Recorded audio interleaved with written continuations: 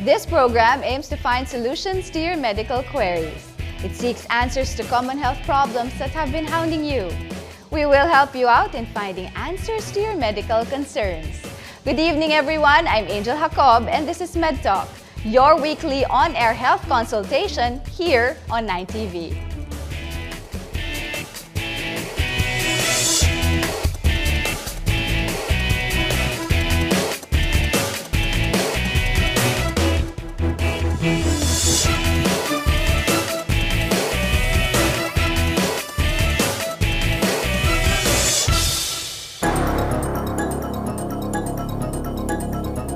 It is one of the deadliest cancers in the world today. For every 100 people to be diagnosed with liver cancer, 95 of them will likely die due to the disease. It has an incidence of something like 6,000 to 8,000 cases per year. And it is very fatal in the sense that almost all of them die within 6 to 8 months. According to the International Agency for Research on Cancer, liver cancer is now the third leading cause of cancer deaths in the Philippines, with 20 deaths recorded daily. Liver cancer is a type of malignancy in the liver. It has two kinds. One, the primary liver cancer. And then the other kind of liver cancer is called metastatic liver cancer. This is the cancer that spreads to the liver from other organs. Most liver cancer cases are fatal, since it is often diagnosed at an advanced stage. It can usually be traced to infection from the hepatitis B virus, with symptoms such as fatigue, loss of weight and appetite, discoloration of the eyes, vomiting, and many others. If ever they will develop symptoms, the most common is weight loss, followed by right upper abdominal discomfort, and then a palpable mass in the right upper abdomen or in the epigastric area, which is the middle portion of the upper abdomen. So those are the manifestations.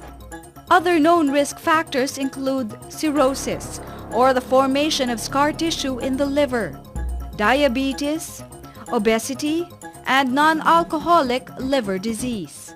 Patient will develop a chronic liver disease, whatever the cause, and in the Philippines, the most common is chronic Hep B. The other chronic liver diseases that can lead ultimately to liver cancer are hepatitis C, fatty liver, alcoholic liver disease, and those metabolic liver disease that are not treated and subsequently develop liver cancer. But liver cancer is highly preventable. You should know the limits when it comes to alcohol drinking. Number two, as I mentioned, you have to avoid too much of oily and fatty foods. Develop the habit of exercising even just 3 times a week, especially if you're gaining weight, to prevent fatty liver. And then number 3, if you are exposed to patients or individuals who are at risk of hepatitis B, you have to be vaccinated. And number 4, of course, you have to check even just one every year or every 3 years your liver function test and ultrasound. What are the different types of liver cancer? What are some other health complications associated with this fatal disease? Find out the answers tonight on MedTalk. And joining us tonight is Dr. Vanessa De Villa, a liver surgeon and head of the Liver Center of the Medical City. She also headed the first liver transplant operation at the Medical City. Also joining us tonight is Dr. Marie Cherilyn Samson Fernando, the chairman of the section of Medical Oncology of the Manila Doctors Hospital.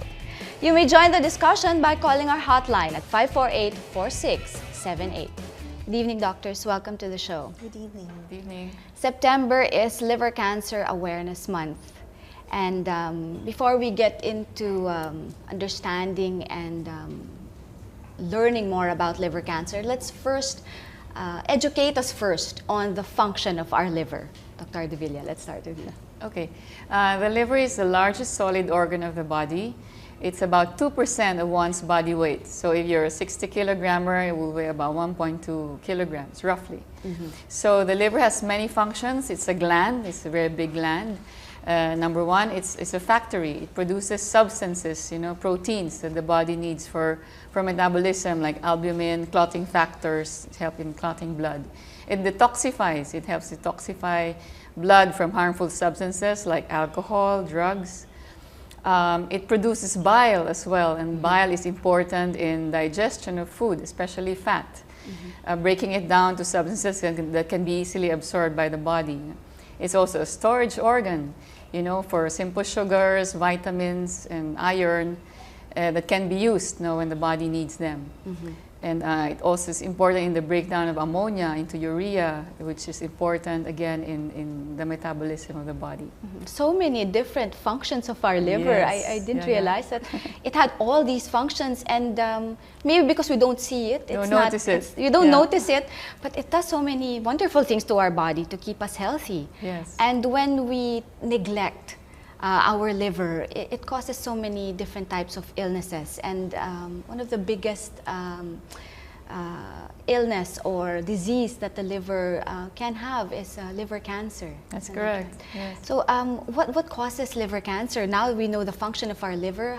What causes liver cancer? There are a lot of causes, but most common is if you have chronic hepatitis B or chronic hepatitis C, chronic alcohol ingestion or heavy alcohol intake, if you have fatty liver, and other causes would be aflatoxins that you found in those that are in peanuts, in corns that were not properly stored. Caused by a fungal Aspergillus flavus, something like that.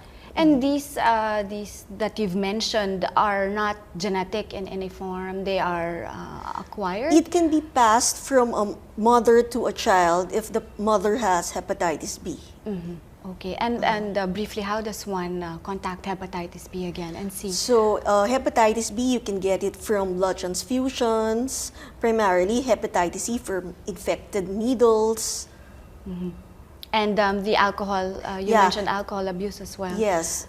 A heavy alcohol drinker is defined as an intake of alcohol of about 40 to 60 grams a day. And one simple drink is about 14 grams. So for females, they said about 3 drinks, 2 to 3, and for males about more, 3 to 4, something like that. This is daily. Yes. Your daily alcohol intake will indeed take a toll on your liver. What happens to the liver? Let's take, for example, a heavy drinker. What happens to the liver? Does the liver have to work double time to be able to absorb the alcohol or excrete or eliminate the alcohol, Dr. Devilla? Yes, alcohol is toxic to the liver. So if you drink too much, it can destroy the liver. So the liver is destroyed when there's an insult of whatever form, no? Maybe viral hepatitis, which is the most common here in the Philippines, hepatitis B especially, and then alcohol, as we mentioned. Fatty liver can also eventually lead to cirrhosis. So when the liver gets damaged, it's usually a slow kind of damage, hindi biglaan, although you can also have acute liver failure. But this type of damage we're talking about that predisposes to cancer is a slow damage that leads to fibrosis or scarring of the liver and eventually becomes cirrhosis. No? So a cirrhotic liver is one big scarred liver. So it becomes fibrotic, hard, and in that environment of abnormal cells and abnormal growth, that environment favors the growth of cancer. So that's what happens. Okay, so you've mentioned cirrhosis is one form of the cancer. No, it can cause the liver cirrhosis. cancer. It can cause liver cancer. There are other factors that can cause liver cancer aside from cirrhosis. Would you like to mention? Yes, we've mentioned it already, no? Too much fat can cause liver cancer, your hepatitis. But primarily it's caused by the chronic hepatitis B or C, because they can lead to cirrhosis of the liver. And that cirrhosis can damage your liver and eventually make you at risk for developing lung cancer. Once one has been diagnosed or with liver cancer, how does the body function after being diagnosed with liver cancer? Dr. De Villa. Oh, normally, unless you have a screening program where you detect them early, the most usual thing is that you detect them late, you know. Why is that? Why is it always detected at a later stage? Yes, because the liver is big, it's a huge solid organ. So if the cancer is in the middle, you don't really feel it. But if it's like at the edge or it protrudes already, it's growing so big that it protrudes, then that's the time you begin to feel something. So it's very common here, especially in our country or maybe even in Asia, that when the symptoms start to appear, the cancer is usually at a rather advanced stage. Now, when people screen, when there are people who know their risk factors and they screen, or the doctors suggest or recommend screening or screen their patients, then the cancer is detected at an early stage when they are still small. And this is preferable because this is when we can still do something, when we can still treat the cancer.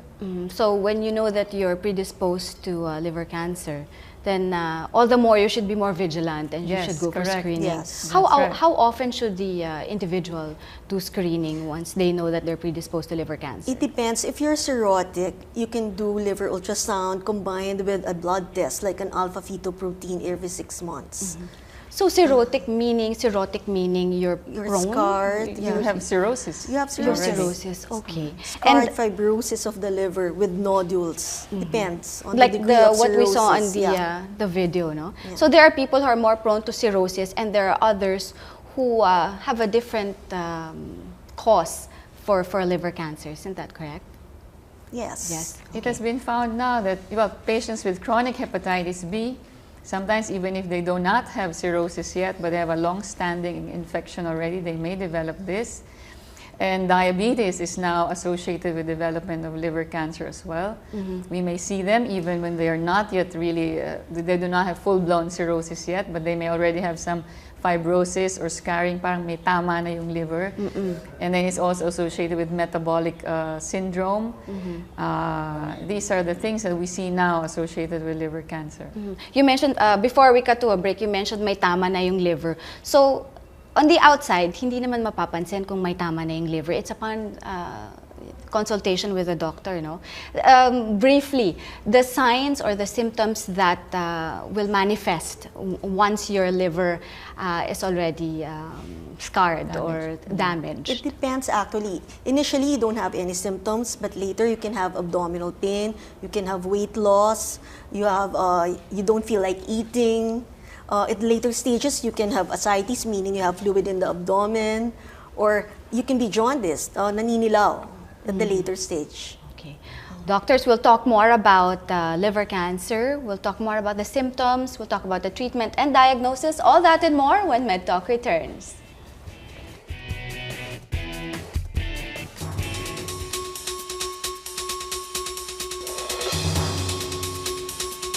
Based on recent estimates made by the International Agency for Research on Cancer for the Philippines of the World Health Organization, liver cancer is the second leading cause of cancer deaths among men in the country and fifth among women.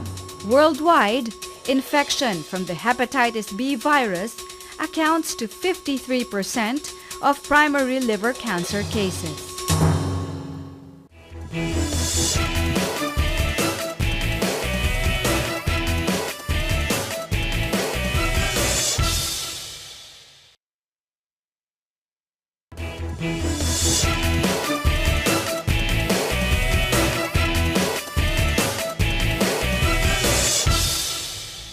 We're back here on MedTalk, still talking about liver cancer. Before we cut to the break, doctors, we were talking about the symptoms of liver cancer. You mentioned loss of appetite.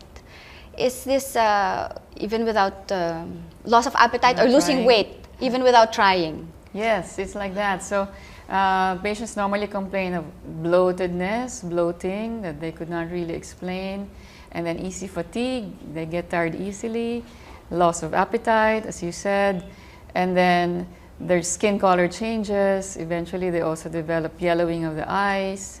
And then non-specific abdominal pain, especially in the upper abdomen. They also somehow present with the symptoms of cirrhosis, because many times they also don't know they have cirrhosis, and on top of that cirrhosis, they have cancer. When they have abdominal enlargement already due to fluid or edema, worse symptom, then it's usually already advanced stage. How long should these symptoms last? How long should you feel them before you consult your doctor? Actually, it depends on the person. Some will be even without symptoms, they really go to a doctor. Sometimes in the late stages that it has spread already to the other organs or to the bones or to the lungs. That's late stage already. So for people, we recommend, especially those with cirrhosis, they should consult for screening already. Like they can do a liver ultrasound or they can do blood exams to see if their liver is functioning, like an SGPT like that, or an alpha-fetoprotein, which are tumor markers that are common for liver cancers. Okay. Doctors, we have a caller on the line. We have Jay Salcedo. Good evening, Jay. Yes, good evening. Yung question mo for our doctors, please go ahead. Yes, ma'am. Kasi I was diagnosed previously dengue. And nung nasalinan po ako ng platelets, bigla po akong nanilaw. And then, nakita naman nila na negative po ako sa Hepa B. Pero yun nga, nakita nila na fatty liver. Is there any high risk for magkaroon ng liver cancer pag ganun? Thank you, Jay.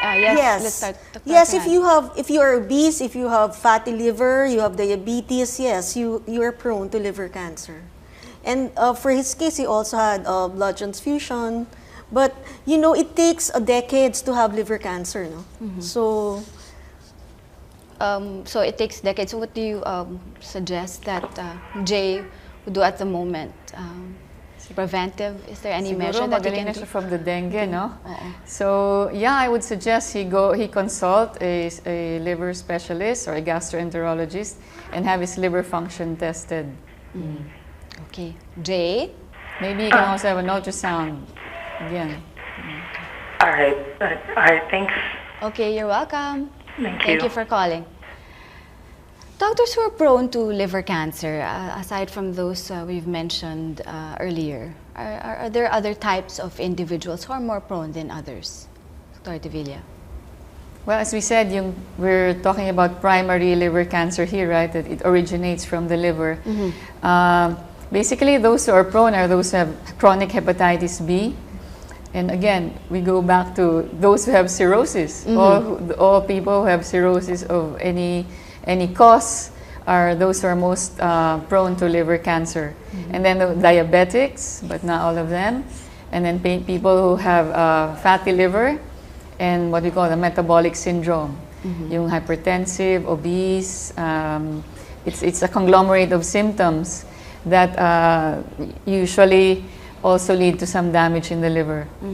We can't, we have to keep reminding everyone of these symptoms, these factors, no? Because we want them to remember all of these things and to be more mindful of how their body functions or if their body's not functioning well. Isn't that right, doctor? Right, so if they have, some risk factors, they can be more vigilant and have themselves tested sooner. And during these tests, what happens during these tests, Dr. To Fernando? diagnose, you can do a CT scan or an MRI or just an ultrasound, and then you can do a biopsy of the liver. If, for example, the scans are not definite, but you have a mass, we can do a liver biopsy. And by doing the liver biopsy, just in case it has a positive result that one has liver cancer, So- how do we move on from there? So you have to know first if the mass is still resectable, meaning can they remove it? Is it an early stage that you can have an operation or a liver transplant or a radiofrequency ablation? It depends. So if you have detected the mass, you also check other organs if it has metastasized already, na kung kumalat na siya. Okay, so minsan ang cancer lang of the liver is just concentrated in the area, in the liver only. Tapos No. minsan nagkakalat din Yeah. siya to the other The organs. definition of cancer is it can invade other organs. So it can spread to the organs beside the liver, or it can spread to the lymph nodes, and it could spread to parts away from the liver. Like it can spread to the bone or to the lungs, to other organs. And how does this cancer grow? How does the individual sadly make that cancer grow inside their body? How does that happen? Dr. Devilla? Well, it just grows, no, as time goes by. Of course, it starts with maybe a single cell, then divides, and then the tumor just gets bigger and bigger, you know, over time. Some perhaps grow at a faster rate than others. This is because they receive blood supply from the liver as well. No? Blood vessels that go to the liver, some of them go specifically to the tumor, and that's how they are nourished and they grow. No? So it is good to detect them early, but as we said many times, they manifest late. But when they appear, then that's the time we assess if they can be removed, because the best treatment is still surgical, because you remove the tumor in as far as it is possible to do that. That's when we get called to assess. Okay. And then if not, then there are other treatments that we can apply locally to the tumor. And you can even do what we call loco-regional treatment, applying treatment through the vessels that go to the tumor. So you've mentioned the treatments. How about before that, the stages of the different stages of liver cancer? We catch it at an early stage, and there's a corresponding treatment for that as well. What corresponding treatment is given or is available? The stage will depend on the size of the nodules. If there's fluid already in the abdomen, if there are nodes that are involved, if there's the condition of the liver, if the liver function is still normal. So basically, it's an early or an advanced stage. No? So it depends on the atomic size, the liver function. That's it. So if in early, doctor has mentioned that they can do surgery, liver transplantation, or what we ablation treatments, and in late you can do a lot of things. No, though chemotherapy now it only works 10% of the time. No, so there are now targeted therapies like sorafenib that would control the growth of the tumor, but still the results are not yet as good. Okay, just a few months in your life, in your survival. So the best really is to prevent the liver cancer. Okay, so if the cancer is caught at an early stage and a portion of the liver is taken out, will the liver regenerate? Yes, certainly. That's a good thing about the liver. No, it can regenerate. In fact, you can remove as much as 70% of a normal liver, and the remaining portion will still be enough for the person, and it can grow again. It can regenerate, provided it has the corresponding blood vessels and ducts that remaining portion needs. No? Okay, doctors, we have a Facebook question this time. Okay. A member of my family has liver cancer. Am I at an increased risk of getting it myself? Yes, usually when one in the family has it, then the rest of the family members are at risk, and they have to be tested. So the first thing to do is to figure out the risk factors in this particular family. Maybe for starters, get the hepatitis profile of these family members. The one who is affected, and then the rest of the family as well. Even if the family members have different lifestyles, maybe one may be into drinking and the other has hepatitis, does that affect like our Facebook question? Yes, in general, no. Household contacts, family members should also be tested. Okay, all right, doctors, we'll talk more about liver cancer when MedTalk returns.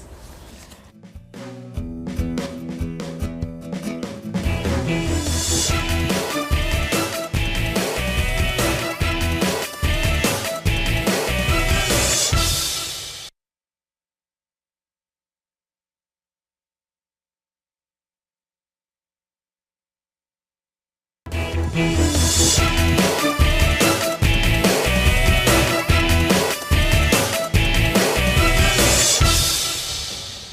back here on MedTalk, still talking about liver cancer.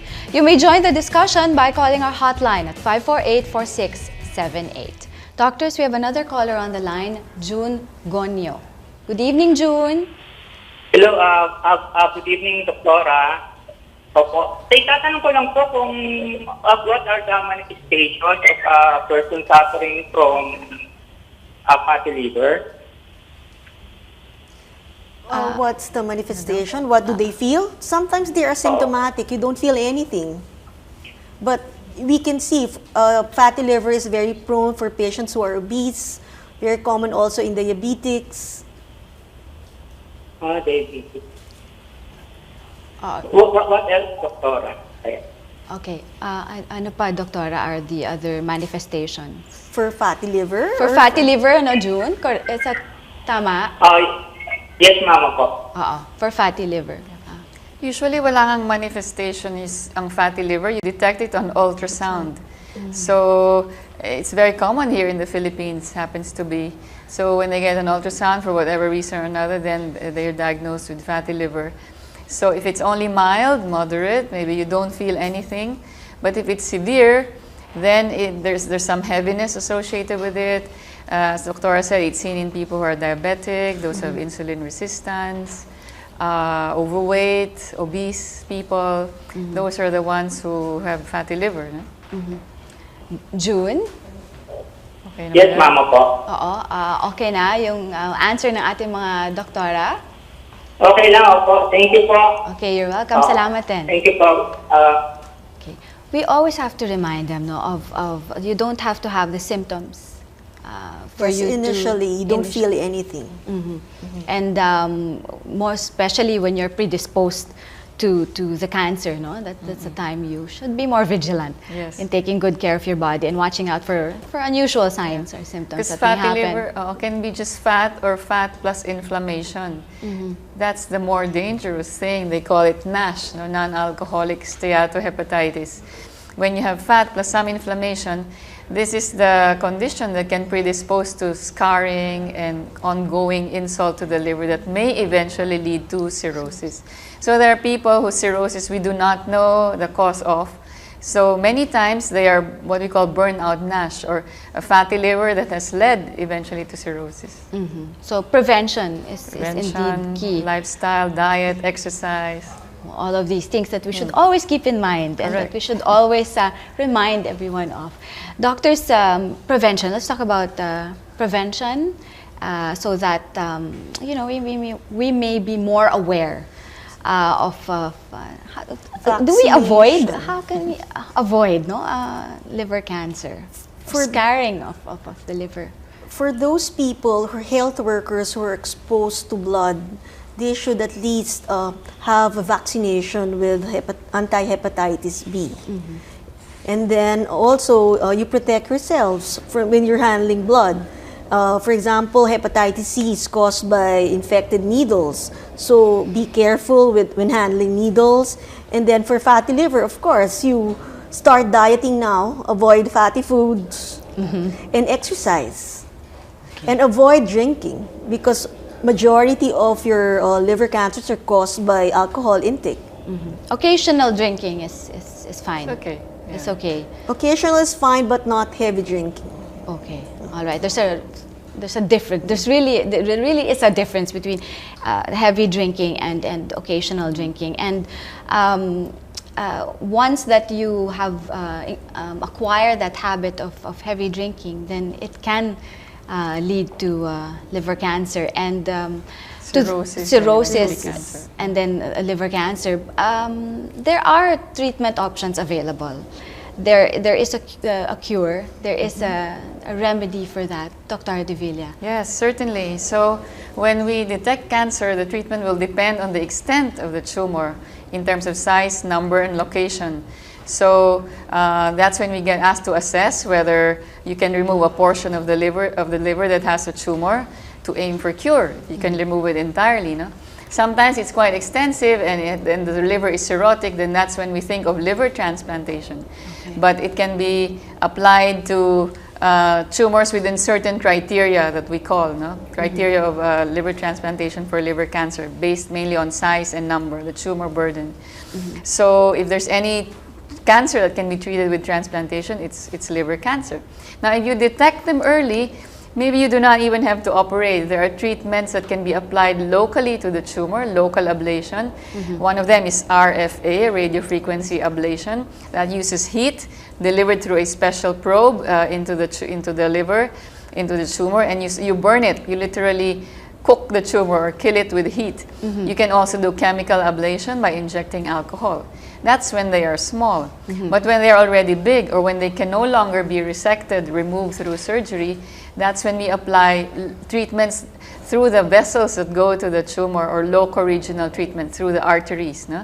We have treatments like TACE, or trans-arterial chemoembolization, or SIRT, selective internal radiation therapy. With TACE, the procedure it's not a big operation. You just puncture the groin, access a blood vessel, and thread a catheter that goes to the liver. And once it's in place, you inject chemotherapeutic agent.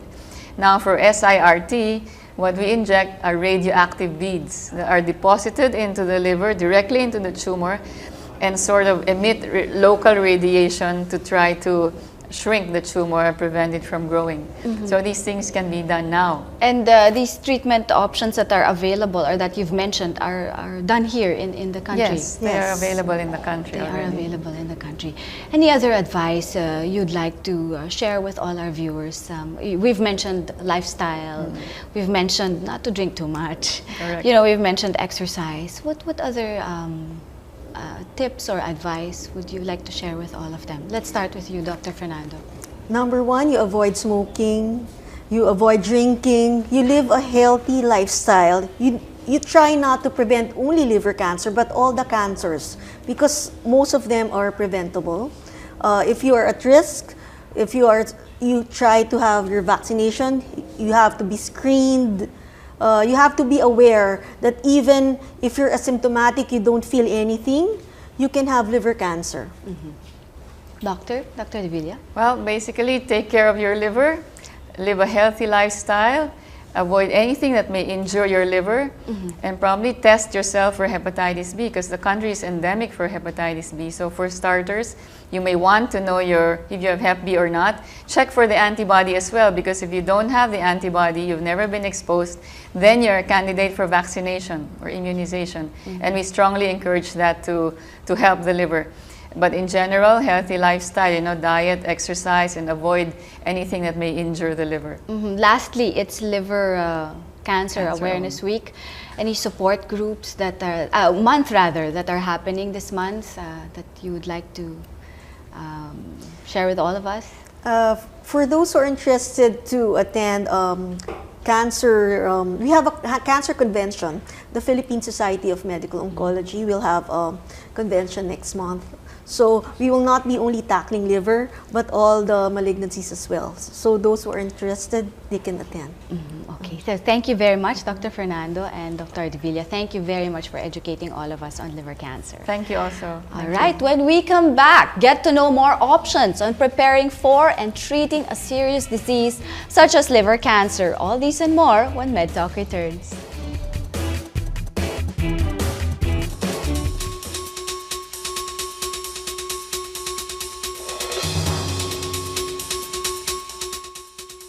According to the World Cancer Report of the World Health Organization, liver cancer is more common in low-income countries in Asia, Africa, and Central and South America. In these cases, the cancer is normally diagnosed at an advanced stage with limited treatment options in less developed countries.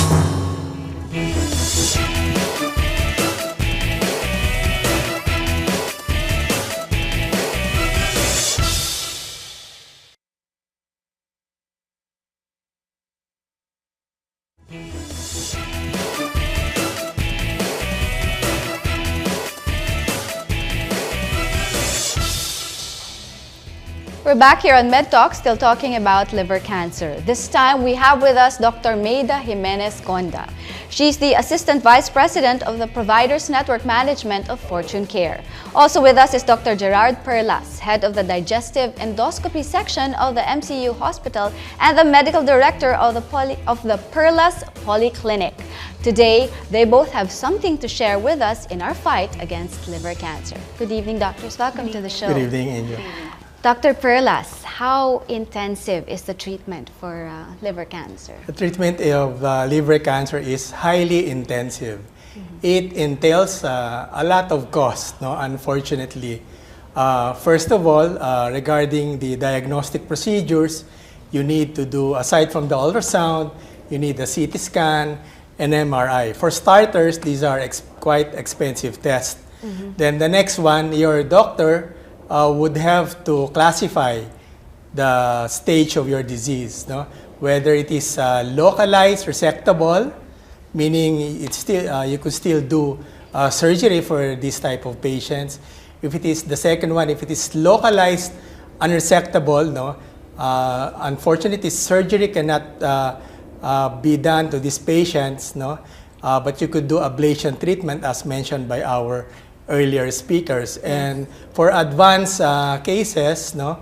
Of course, surgery is also not recommended, but palliative treatment, no? Meaning being able to give the best supportive care to your patient is of utmost importance. So, and in giving the best supportive care, you know, this entails, you've mentioned it's expensive. It can get expensive. It can be a burden also and can add stress to the patient. So is this covered by the HMO? Well, for HMOs in general, they have coverages for dreaded diseases such as liver cancer. Now, in the case of Fortune Care, because I'm a representative also for Fortune Care, we do cover this, okay? We do have provisions that carries an aggregate limit for dreaded disease like liver cancer, and this would depend on the premium or on the contract availed by the member. Is there a maximum time frame or length that the member can avail of this? Actually, by standards, we do have what we call the contestability period, wherein during the first year of membership, pre-existing diseases such as liver cancer, as in this case, will not be covered, okay? Ideally, that is by standards. But there are also contracts, or there are also accounts wherein this contestability period or the non-coverages for pre-existing disease is waived. So in that case, they do have coverages for availments related to this. Is there a certain amount that they can extend or that they can avail of? Well, it depends on the premium. It depends on the contract, okay? If it's stated there that the maximum benefit limit is 100,000, then that 100,000 can be used or can be maximized by the member for the treatment of the liver cancer. Okay. This would include hospitalization, consultation, any other laboratory workups related to it. So that's the maximum amount that the not necessarily 100,000, but it depends on the contract. Stipulated in the contract. Okay, and can this contract be renewed, so to speak, so to avail of maybe a higher amount? Yes, it can be renewed ideally every year. But I failed to mention earlier that although ideally for HMOs and for Fortune Care, it does have coverage for dreaded diseases like liver cancer, it will also depend if the etiology is part of the exclusion of the coverage. Say, for example, if liver cancer is secondary to alcoholism, like Dr. Perlas, no? So Dr. Perlas perhaps can give us a little background on alcoholism leading to liver cirrhosis and later on liver cancer, because ideally if the liver cancer is secondary to alcoholism, this is not really covered by HMOs. Oh, okay. Yes, alcohol is linked to the development of liver cirrhosis for several decades. Chronic alcohol intake, it's a long-term use, almost daily intake of more than 3 to 4 drinks a day of beer, no, it will lead to scarring or cirrhosis of the liver. Then after several years to decades, it will eventually lead to liver cancer. Yes. So we've mentioned earlier hepatitis B and C and other factors that can lead to liver cancer. Is this included? Yes, yes, yes. This one is included as well. Sometimes we tend to forget, or we tend to disregard all these factors and think that it will just be included, even if it's by our own volition, like taking alcohol every single day, right? So what other tips or what other factors should we remember when it comes to an HMO or availing of the maximum amount that we can in order to alleviate the expenses that we have when we have, in this case, liver cancer? Well, on the part of the HMO, the first thing that we usually advise our members is that when they enroll for a certain plan, they have to really understand the contract. So stipulated therein are the benefits. Okay, so this is just this will serve as a guide for them, to know what they can avail and what is not covered. So because if the need arises that, like, say for example, like dreaded diseases like liver CA, definitely they would need hospitalizations. But if from the very beginning they do not know that it is covered, then there's going to be inconvenience on the part of the member. So my main advice to our card holders is to really understand the contract. Dr. Perlas? Well, as far as prevention, it has mentioned vaccinate your family for hepatitis B, drink alcohol in moderation. But what was not mentioned was the prolonged intake of food supplements, and herbal drugs, These drugs may not be entirely safe, They may also injure the liver, especially taken for prolonged periods. So just an added caution to our viewers. Because sometimes, we take all these supplements and the liver has to work double time to absorb all these supplements that we think is good for our body. But in the long run, nakakasama rin pala. It's true. Yes. It's true. And in your experience, doctors, when it comes to the HMO, and you mentioned to read the contract, read the fine print all the time. What's your what would you say is the common encounters with the members? Well, we do have members that what they perceive of the HMO is that everything is covered. Yes. Okay. Yes. So when they need it already, and then when they tell them that, sorry mom, we only have a caps on this particular test. Say for example, your limit only covers you 10,000 for a particular diagnostic test. But the amount of the diagnostic test, like what Dr. Perles mentioned earlier, that is very expensive, especially the workups for liver cancer. So when we tell them that you have a limit of 10,000, then they get mad at us, okay? Because they do not know, they thought all the while that everything is covered. Yes. Yes. So those are some of the common encounters that we have with our members. So that is why we make it a point to really explain it to them so they would understand. So in the future, we will not have problems such as like that. And not encountering problems like that, again, aside from reading the fine print, is there any website that they can visit? Is there any contact details that they can jot down while watching? Yes. Well, actually, for Fortune Care, we do have our website. They can just Google it in the computer, and Fortune Care, www.fortunecare.com.ph. So all the information that they need for the company on how to apply, the providers that they would like to look for, everything is stated in there. So perhaps they can just visit our website and for further information. Thank you, doctor. Last tip to our viewers in taking good care of their health? Well, aside from avoiding what causes liver cancer, on the part of the HMO, perhaps I could advise our televiewers to be prepared. Okay, so getting sick is not really very cheap. It's very expensive, in fact. So you might want to consider getting health insurance. So this could also be your protection, perhaps, no, financially, in cases wherein you will have to need it. Okay. Thank you very much, Dr. Gonda. Dr. Perlas. So prevention is the key here, no? Because we know liver cancer is an ominous disease, no?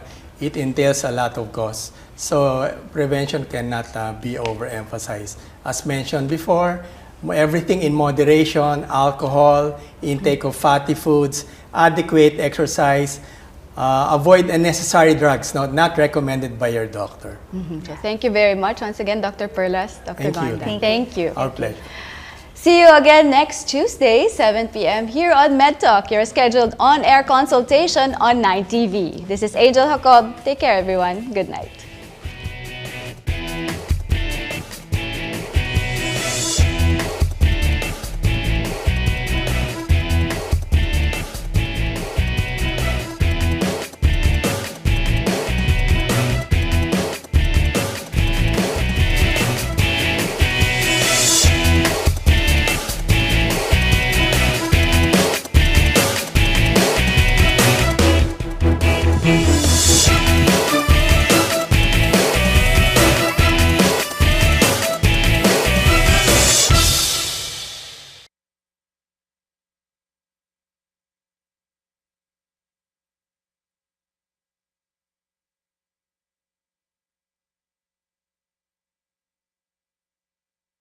Diabetes, obesity, and non-alcoholic liver disease. Patient will develop a chronic liver disease, whatever the cause, and in the Philippines, the most common is chronic Hep B. The other chronic liver diseases that can lead ultimately to liver cancer are hepatitis C, fatty liver, alcoholic liver disease, and those metabolic liver disease that are not treated and subsequently develop liver cancer. But liver cancer is highly preventable. You should know the limits when it comes to alcohol drinking. Number two, as I mentioned, you have to avoid too much of oily and fatty foods. Develop the habit of exercising even just 3 times a week, especially if you're gaining weight, to prevent fatty liver. And then number 3, if you are exposed to patients or individuals who are at risk of hepatitis B, you have to be vaccinated. And number 4, of course, you have to check even just one every year or every 3 years, your liver function test and ultrasound. What are the different types of liver cancer? What are some other health complications associated with this fatal disease?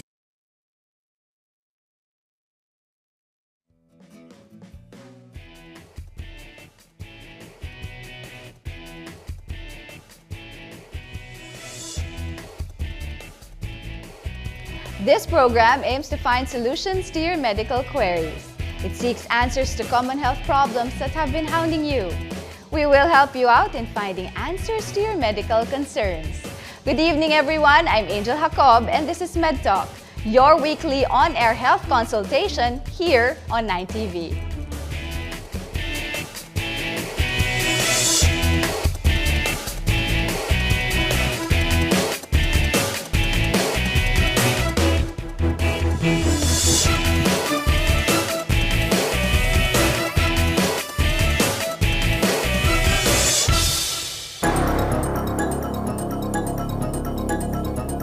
It is one of the deadliest cancers in the world today. For every 100 people to be diagnosed with liver cancer, 95 of them will likely die due to the disease. It has an incidence of something like 6,000 to 8,000 cases per year. And it is very fatal in the sense that almost all of them die within 6 to 8 months. According to the International Agency for Research on Cancer, liver cancer is now the 3rd leading cause of cancer deaths in the Philippines, with 20 deaths recorded daily. Liver cancer is a type of malignancy in the liver. It has 2 kinds. One, the primary liver cancer. And then the other kind of liver cancer is called metastatic liver cancer. This is the cancer that spreads to the liver from other organs. Most liver cancer cases are fatal, since it is often diagnosed at an advanced stage. It can usually be traced to infection from the hepatitis B virus, with symptoms such as fatigue, loss of weight and appetite, discoloration of the eyes, vomiting, and many others. If ever they will develop symptoms, the most common is weight loss, followed by right upper abdominal discomfort, and then a palpable mass in the right upper abdomen or in the epigastric area, which is the middle portion of the upper abdomen. So those are the manifestations. Other known risk factors include cirrhosis, or the formation of scar tissue in the liver. These. Find out the answers tonight on MedTalk. And joining us tonight is Dr. Vanessa De Villa, a liver surgeon and head of the Liver Center of the Medical City. She also headed the first liver transplant operation at the Medical City. Also joining us tonight is Dr. Marie Cherilyn Samson Fernando, the chairman of the section of Medical Oncology of the Manila Doctors Hospital. You may join the discussion by calling our hotline at 548-4678. Good evening, doctors. Welcome to the show. Good evening. Good evening. September is Liver Cancer Awareness Month. And before we get into understanding and learning more about liver cancer, let's first educate us first on the function of our liver. Dr. De Villa, let's start with you. Okay. The liver is the largest solid organ of the body. It's about 2% of one's body weight. So if you're a 60 kilogrammer, it will weigh about 1.2 kilograms, roughly. So the liver has many functions. It's a gland. It's a very big gland. Number one, it's a factory. It produces substances, proteins that the body needs for metabolism, like albumin, clotting factors, help in clotting blood. It detoxifies. It helps detoxify blood from harmful substances like alcohol, drugs. It produces bile as well, and bile is important in digestion of food, especially fat, breaking it down to substances that can be easily absorbed by the body.